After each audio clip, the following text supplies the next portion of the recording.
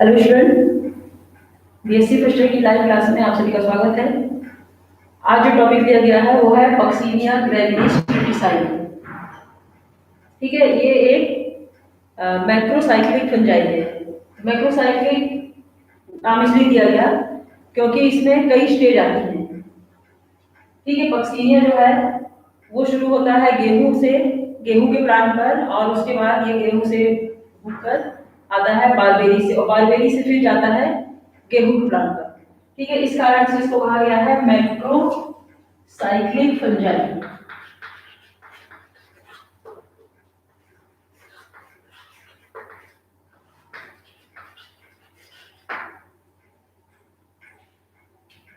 ठीक है, इसमें कितनी स्टेज आती है? फर्स्ट आती है यूरिडोस्पोर।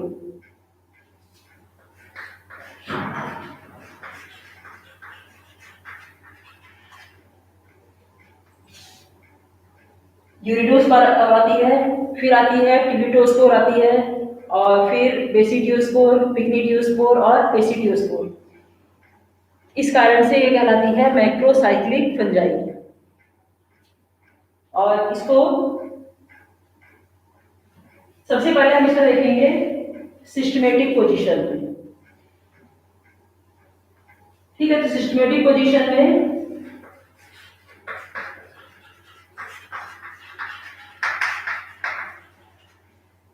सबसे पहले देना पड़ेगा इसका किंगडम। किंगडम इसका है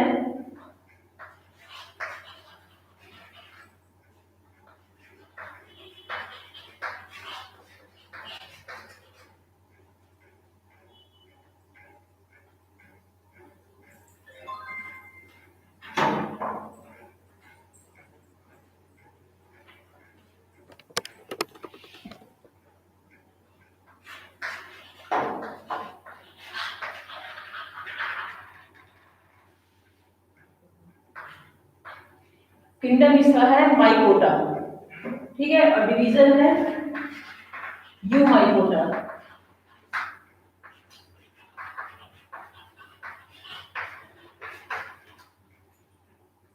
डिवीजन के बाद आ जाता है क्लास,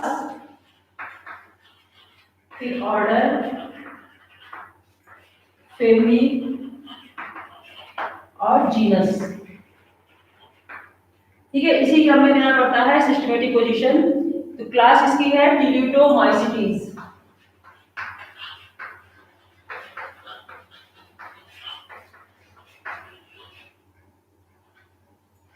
टिल्यूटोमाइसिटीज। ऑर्डर है यूरिडिनेस।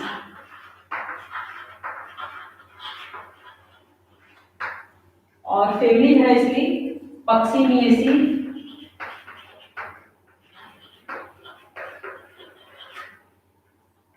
और जीनस है इसका ग्रेविलिस।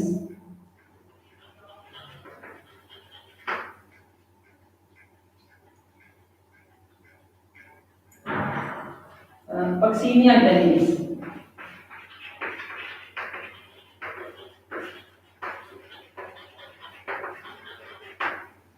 ठीक है, डिवीजन है माइकोटा, किंगडम माइकोटा, डिवीजन है यू माइकोटा, क्लास है टिल्यूटोमाइसिटीज, ऑर्डर है यूरिडिनेस, फैमिली है पक्सीनिएसी और जीनस है पक्सीनिया ग्रेविलिस।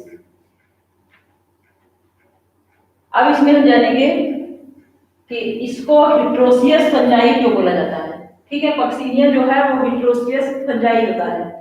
मैक्रोसाइक्लिक फंजाई इसलिए हो गया क्योंकि इसमें कई स्टेज होती हैं, और हिट्रोसियस फंजाई होता है क्योंकि ये अपनी पूरी लाइफ साइकिल में दो प्लांट को चूज करता है, और दो प्लांट में ही इसकी पूरी होकर लाइफ साइकिल पूरी होती है।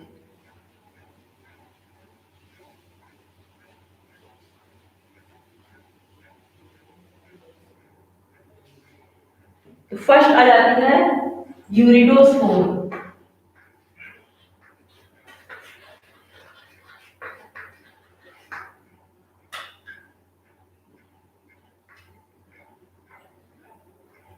और सेकंड आती है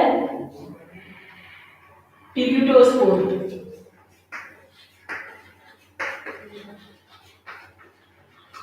थर्ड आती है बेसिडियोस्पोर। और फोर्थ है पिग्निडियोस्पोर, और फिफ्थ है एसिडियोस्पोर। ठीक है, इस तरह की ये 5 स्टेज इसकी रहती है जिनमें इसकी पूरी लाइफ साइकिल होती है। फर्स्ट है यूरिडोस्पोर, टिबिटोस्पोर, बेसिडियोस्पोर, पिग्निडियोस्पोर और एसिडियोस्पोर। एसिडियोस्पोर से क्या होता है, वापस फिर ये जाती है यूरिडोस्पोर पर। तो फर्स्ट स्टेज इसकी हम देखेंगे यूरिडोस्पोर। ठीक है, ये पूरी स्टेज हो गई, इनको हम क्रम से पढ़ेंगे। फर्स्ट है यूरिडोस्पोर।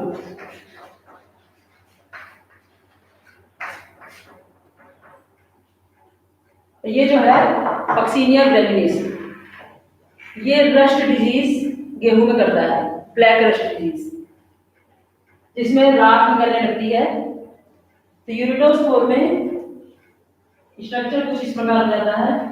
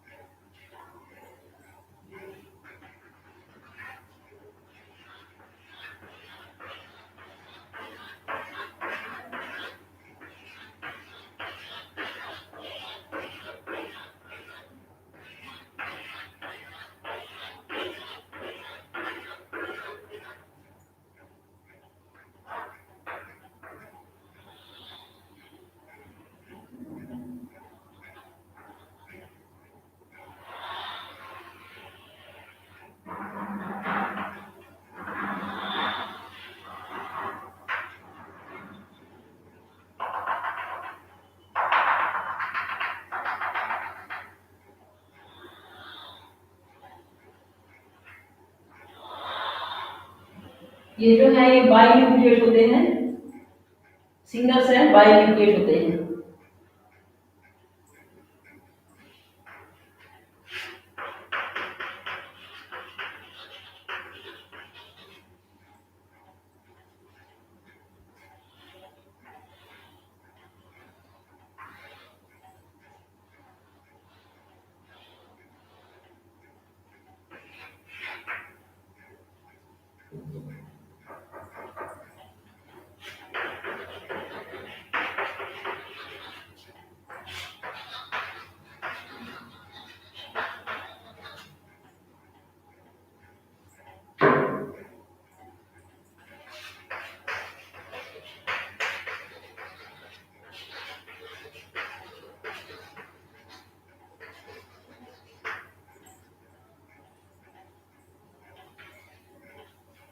इसमें ये जो है ये गेहूं के स्टेम और लीव्स में अटैक करते हैं।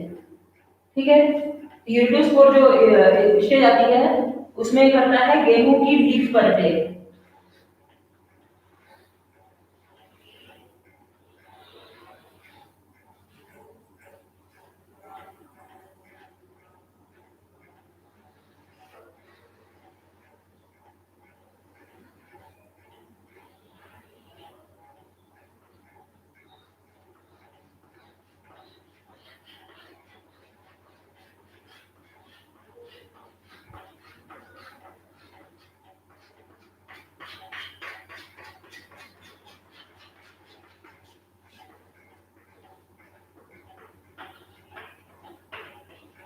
इस तरह से इसमें यूरिडोस्पोराई हो जाते हैं। ये इसकी लीफ है गेहूं की, ये है इन्फ्लोरेसेंस।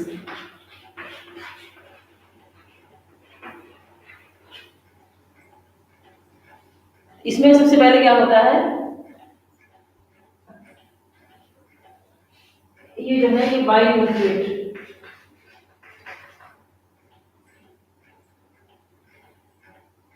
जैसे कि बताया कि स्टेम और लीव्स पर ये अटैक करते हैं। ठीक है, जिसके कारण आउटर लेयर जो इसकी होती है, जो आउटर लेयर होती है इसका एक स्ट्रक्चर हम जानेंगे कि किस तरह का होता है यूरिडोस्पोर का।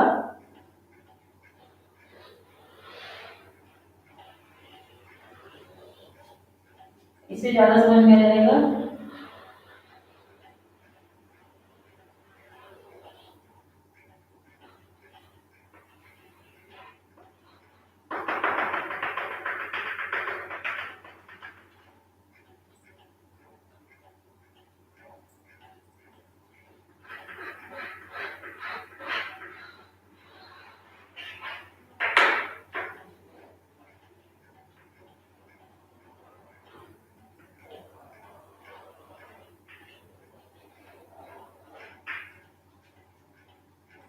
ठीक है, ये कहलाती है एक्सोस्पोर।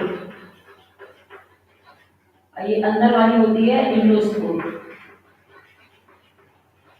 ये होता है स्टॉक। ठीक है, ये एक यूरिडोस्पोर है और ये दोनों जो हैं ये होते हैं न्यूक्लियर। इसमें क्या है, लीफ पे अटैक करते हैं और इसकी आउटर लेयर जो होती है वो कहलाती है एक्सोस्पोर और अंदर वाली जो ये अंदर की साइड होती है ये कहलाती है इंडोस्पोर। ये तो नाम से ही क्लियर है। ये पत्ती पर जब अटैक कर देती है उसके बाद क्या होता है कि होस्ट सेल जो होती है उसके अंदर घुस के माइसीलियम इसका ग्रो करता है, क्योंकि ये क्या करती है कि यहाँ से माइसीलियम पूरे में फैल जाता है, जिसके कारण होस्ट सेल से ये फूड को एब्जॉर्ब करता है और ग्रो करने लगता है माइसीलियम। और पूरे जो पत्ते होते हैं गेहूं के उनमें सब में रेड कलर आ जाता है और इसकी एपिडर्मिस में प्रेशर पड़ता है जिससे इसकी एपिडर्मिस यहाँ की फट जाती है और जैसे ही फटती है तो ये न्यूक्लियस को यहाँ से निकल जाते हैं और एक नए प्लांट पे जाकर उसको भी इन्फेक्ट कर देते हैं। ठीक है, मतलब इसमें क्या हुआ कि यूरिडोस्पोर है, इसमें दो लेयर पाई जाती हैं। बाहरी जो मोटी वाली है ये कहलाती है एक्सोस्पोर, अंदर वाली है एंडोस्पोर। ये दो न्यूक्लियाई हैं, ये स्टॉक है। जब जैसे ही पत्ती में अटैक करेगा तो क्या करेगा, इसका माइसीलियम यहाँ अंदर उसका होस्ट सेल ये फूड एब्जॉर्ब करना शुरू कर देता है, जिसके कारण माइसीलियम ग्रो करता है और एपिडर्मिस जो होती है इस पे पड़ता है प्रेशर, जो आउटर एपिडर्मिस उस पे प्रेशर पड़ जाता है और ये फट जाती है। जैसे ही फटती है तो यहाँ से भी उसको निकलकर एक नए प्लांट को संक्रमित कर देते हैं।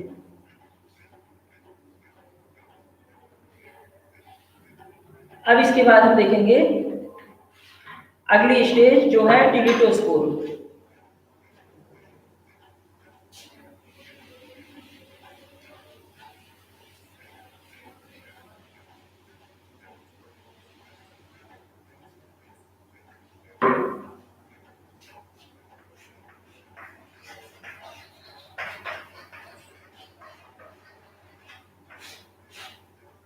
टिलिटोस्पोर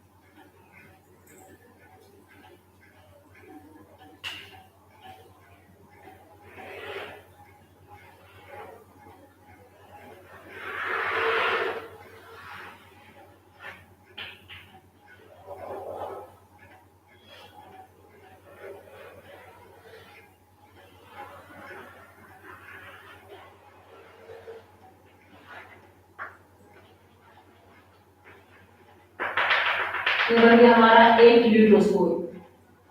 ठीक है, अब इसमें ये है टिल्यूटोस्पोर,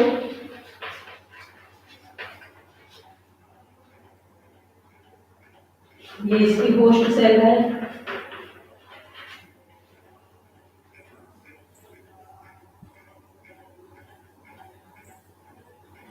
और ये यहां से एपिडर्मिस कट गई है, मतलब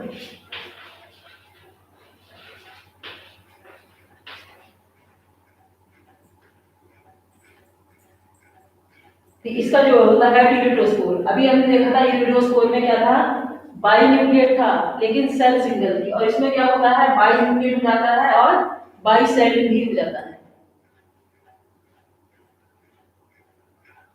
तो यूरिडोस्पोर में के बाद में यूरिडोस्पोर बनता है जो गर्मी के मौसम में बनता है। ठीक है, यूरिडोस्पोर जो था वो ठंड में बनता है, जब ठंड होने लगती है, गर्मी आने वाली रहती है, तब ये बनता है। और जैसी गर्मी आती है तो टिल्यूस्पोर ये बन जाता है यहाँ पर।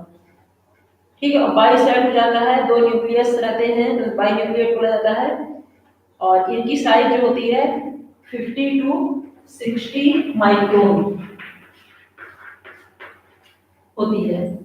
ठीक है, 50 to 60 माइक्रोन। और ज्यादा गर्मी में क्या होता है, टिल्यूटोस्पोर मैच्योर हो जाता है, और मैच्योर होने के बाद डिप्लॉयड न्यूक्लियस बनता है, और प्रतिकूल परिस्थिति आने पर डिप्लॉयड न्यूक्लियस बन गया, उसके बाद क्या हुआ, ये रेस्टिंग स्टेज में चला जाता है, और प्रतिकूल परिस्थिति आने पर रेस्टिंग चला गया, फायर में गिरा रहा, और फिर जब उसकी अनुकूल परिस्थिति आई तो ये फिर से दूसरे प्लांट पर अटैक कर देता है। ठीक है, तो इसमें क्या आता था, बाई न्यूक्लिएट तो इसमें था यूरिडोस्पोर में, और इसमें बाई न्यूक्लिएट के साथ साथ बाई सेल्ड भी हो जाता है। ठीक है, तो इतना था टिल्यूटोस्पोर में। ये इसमें याद रखना है कि ये हमेशा गर्मी के मौसम में एक स्टेज आती है। ठीक है, ये सर्दी में नहीं आती है, गर्मी में ही आती है। अब इसके बाद थर्ड स्टेज है बेसिडियोस्पोर।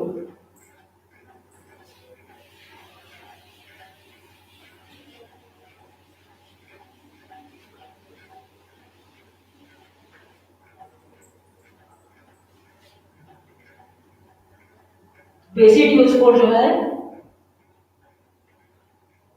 ये हो जाती है बारबेरी के प्लांट पर, बारबेरी की पत्ती पर। ठीक है,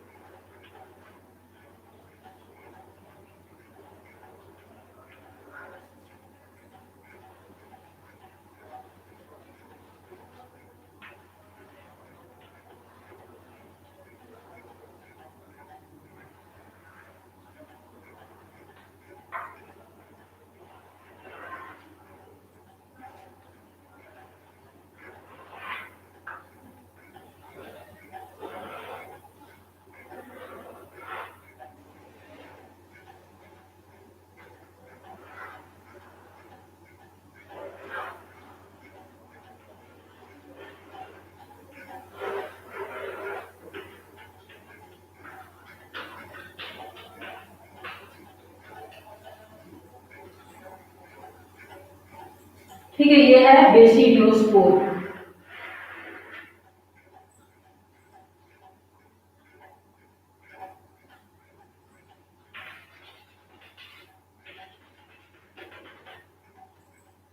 जो आती है टिल्यूटोस्पोर के बाद की कंडीशन, तो इसमें क्या होता है, टिल्यूटोस्पोर जो होता है वो रेस्टिंग पीरियड में कुछ समय तक रहने के बाद अनुकूल परिस्थिति आने पे प्रोटोप्लास्ट उसका एक्टिव हो जाता है।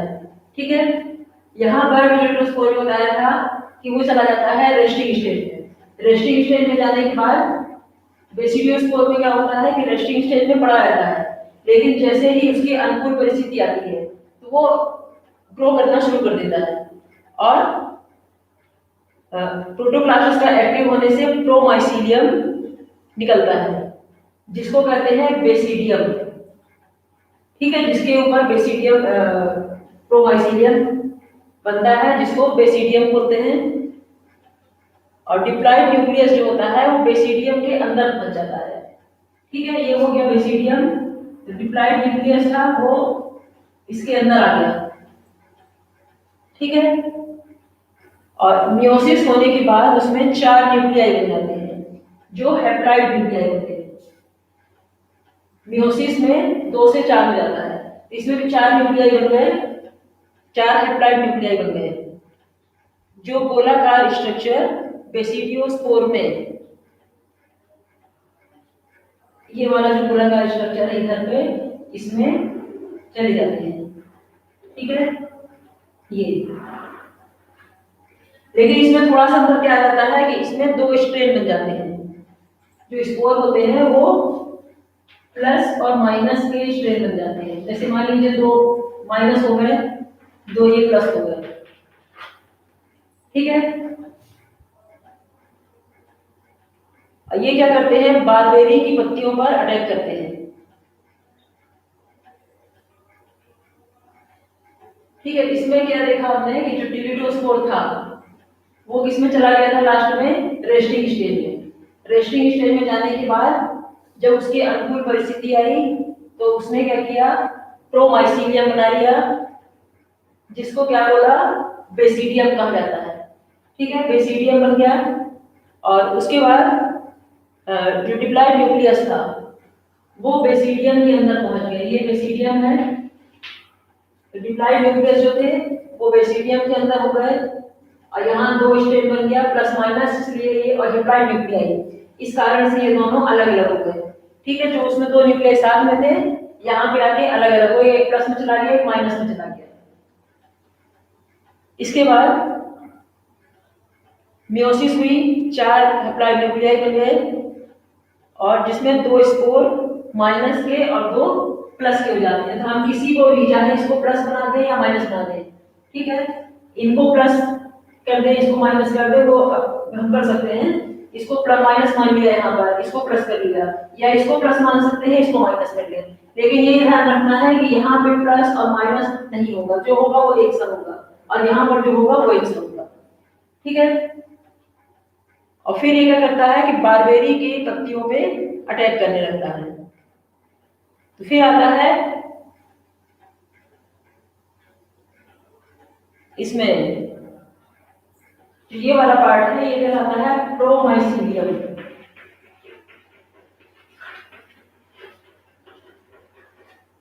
ठीक है, ये प्रोमाइसीलियम, इसको क्या बोलते हैं, बेसिडियम।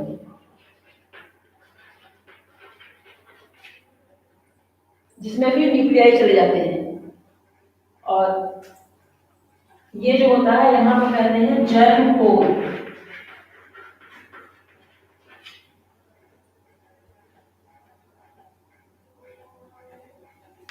ठीक है, इसने क्या किया, बारबेरी के पौधों पर अटैक किया। अब हम अगली स्टेज जो देखेंगे वो रहेगी पिक्निडियोस्पोर। इसमें हमें ध्यान रखना है कि ये 2 प्लांट पर ही ग्रोथ करता है। जो इसकी लाइफ साइकिल है वो 2 में चलती है, गेहूं और बारबेरी। तो 4th स्टेज की है पिक्निडियोस्पोर।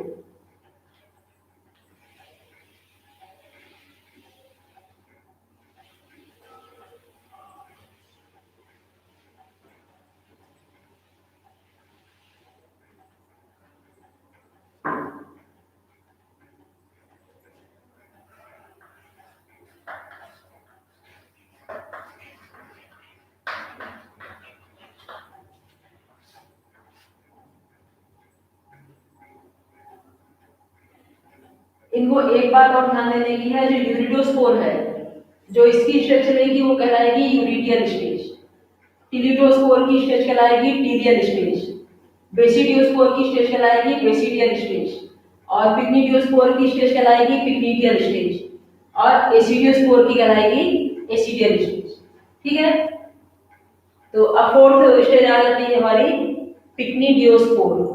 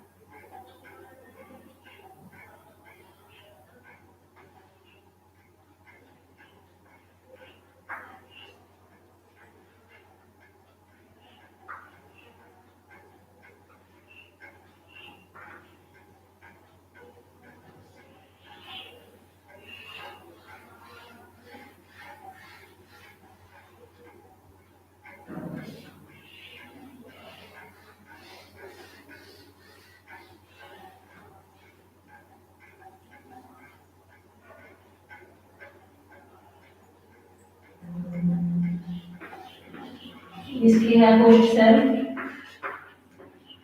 इसको ध्यान देना है, ये बारबेरी की पत्ती में हो रही है।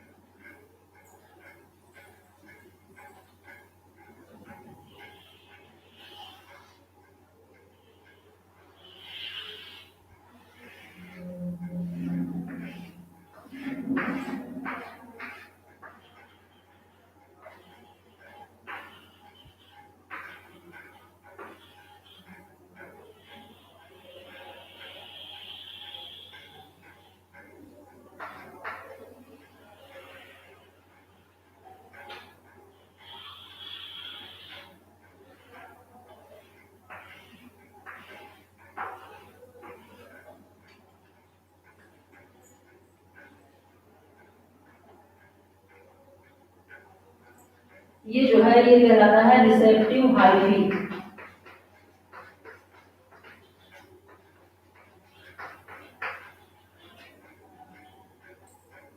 ठीक है, और ये हो गई अपर एपिडर्मिस।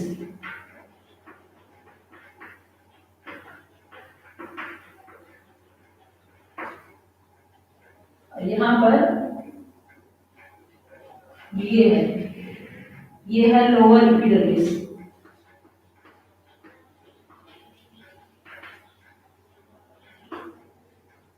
ठीक है, अपर एपिडर्मिस और लोअर एपिडर्मिस।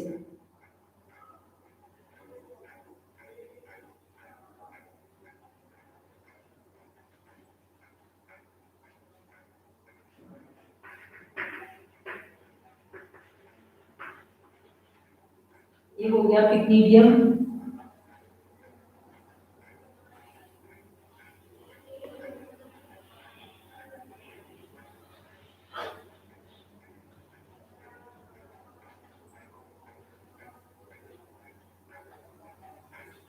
और ये है माइसीलियम।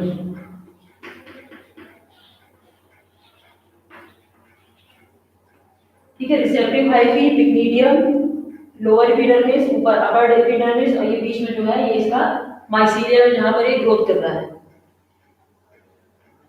अब इसमें किस तरह से क्या चेंज होता है ये हम देखेंगे। हमने क्या देखा था, बेसिडियोस्पोर में दो स्ट्रेन वाले स्पोर बन जाते हैं। कौन कौन सा बनता है, एक प्लस बनता है और दूसरा माइनस बनता है। अब इसमें क्या होता है कि बेसिडियोस्पोर जो दो माइनस और दो प्लस, ठीक है, चार हेप्टाइड न्यूक्लियस बना था जिसमें दो प्लस थे और दो माइनस थे। ये दो प्लस और दो माइनस होते हैं और जो हवा द्वारा पत्तियों पर पहुंच जाते हैं। और अंदर मोनोकैरियोटिक माइसीलियम बनाते हैं। तो इसमें मोनोकैरियोटिक क्यों हो जाएगा, क्योंकि हेप्लाइड न्यूक्लियस है, और जिसमें डिप्लाइड न्यूक्लियस था वहां पर क्या था, डाइकैरियोटिक माइसीलियम था। यहाँ पर हेप्लाइड न्यूक्लियस के कारण इसको कहते हैं मोनोकैरियोटिक माइसीलियम। इसमें क्या होता है, हेट्रोथैलिक स्ट्रेन के कारण स्यूडो पैरेंकाइमस स्टेटस टिश्यू पिक्नीडियल सेल बनाते हैं। तो हेट्रोथैलिक स्ट्रेन, हेट्रोथैलिक क्यों, क्योंकि एक माइनस है और दूसरा प्लस है, इसलिए ये कौन सा कहलाएगा, होमो ना होके हेट्रोथैलिक स्ट्रेन कहलाता है। तो हेट्रोथैलिक स्ट्रेन के कारण pseudo parenchymatous tissue, pseudo parenchymatous tissue जो होता है वो क्या करता है, पिक्नीडियल सेल बनाता है, जिससे फिर पिक्नीडियम बन जाता है। ठीक है, हेट्रोथैलिक स्ट्रेन के कारण स्यूडो पैरेंकाइमेटस टिश्यू पिक्नीडियम बना देता है। पिक्नीडियल कप से पिक्नीडियल कप बना के पिक्नीडियम बना देता है। ठीक है, इतना क्लियर है। और फिर क्या है कि जब ये पिक्नीडियम मैच्योर हो जाएगा, पिक्नीडियम मैच्योर होने के बाद ऑस्टियोल के द्वारा एक जूस का श्रावण करता है, मतलब सिक्रेशन करता है। ऑस्टियोल के द्वारा एक जूस का सिक्रेशन करता है, और इंसेक्ट क्या करता है, जब उस जूस को लेता है तब क्या होता है, उस जूस को लेके और दूसरे प्लांट में जब बैठ जाता है तो उसमें फ्यूजन हो जाता है। इस कारण फिर ये अगली स्टेज में पहुंच जाता है। पिक्नीडियोस्पोर में क्या है, बेसिडियोस्पोर में दो माइनस और दो प्लस स्ट्रेन हो जाते हैं जो हवा द्वारा पत्ती पर पहुंच जाते हैं और अंदर जाके मोनोकैरियोटिक माइसीलियम बनाते हैं। मोनोकैरियोटिक बताया क्यों, क्योंकि हेप्लाइड न्यूक्लियस होता है, इसलिए मोनोकैरियोटिक माइसीलियम बनाते हैं। और हेट्रोथैलिक स्ट्रेन के कारण इसमें स्यूडो पैरेंकाइमेटस टिश्यू बनता है जो पिक्नीडियल कप बनाता है, और पिक्नीडियल कप से पिक्नीडियम बन जाता है। ठीक है, पिक्नीडियम बनने के बाद जब पिक्नीडियम मैच्योर हो जाता है, मतलब परिपक्व हो जाता है, तो उसमें ऑस्टियोल के द्वारा एक जूस का सिक्रीशन होता है। जब कोई इंसेक्ट उसमें बैठता है तो उससे जूस को ले लेता है, ठीक है, ग्रहण कर लेता है, और फिर प्लस वाला मान लीजिए माइनस पर बैठता है तो इसका फ्यूजन हो जाएगा। ठीक है, प्लस वाला माइनस में बैठ गया, माइनस वाला प्लस में हो गया, तो दोनों का फ्यूजन हो जाता है। और उसके बाद ये फिर जाते हैं नए प्लांट की पत्ती को इन्फेक्ट करने के लिए, और जो इसके बाद कंडीशन आती है, स्टेज आती है, वो कहलाती है एसिडियोस्पोर।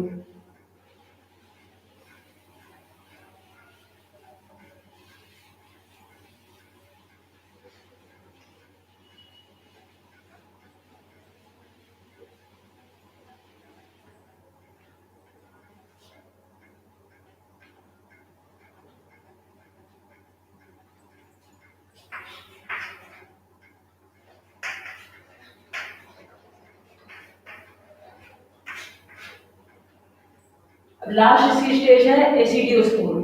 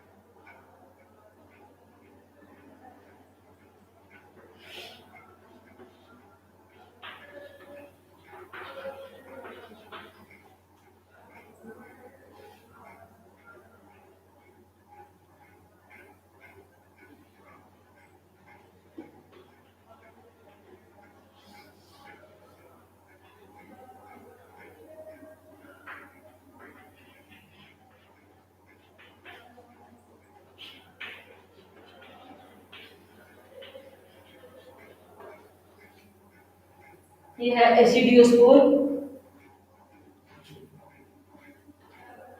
ये हो गई अपर एपिडर्मिस।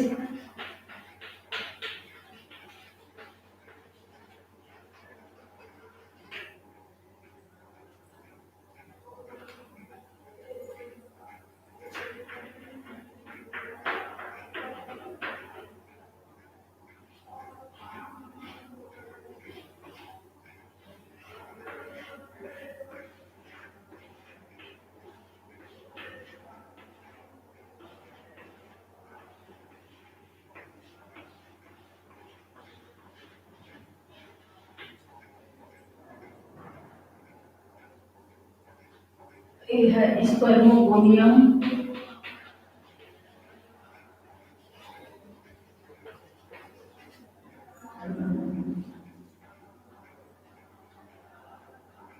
अब इसके पहले जो स्टेज थी पिकनिडियोस्पोर, इसमें क्या देखा था कि प्लस और माइनस स्ट्रेन फ्यूज होने पे क्या होता है, ये चले जाते हैं लोअर एपिडर्मिस पर। ठीक है, ये दोनों आपस में फ्यूज हो गए, दोनों में फ्यूजन हो गया। फ्यूजन होगा चले जाएंगे ये लोअर एपिडर्मिस पर और मोनोकैरियोटिक माइसीलियम बनाते हैं। ठीक है, मोनोकैरियोटिक, लेकिन उसका फिर क्या होता है, डाइकैरियोटाइजेशन। इनने क्या बनाया, मोनोकैरियोटिक माइसीलियम, लेकिन इसका हो जाता है डाइकैरियोटाइजेशन।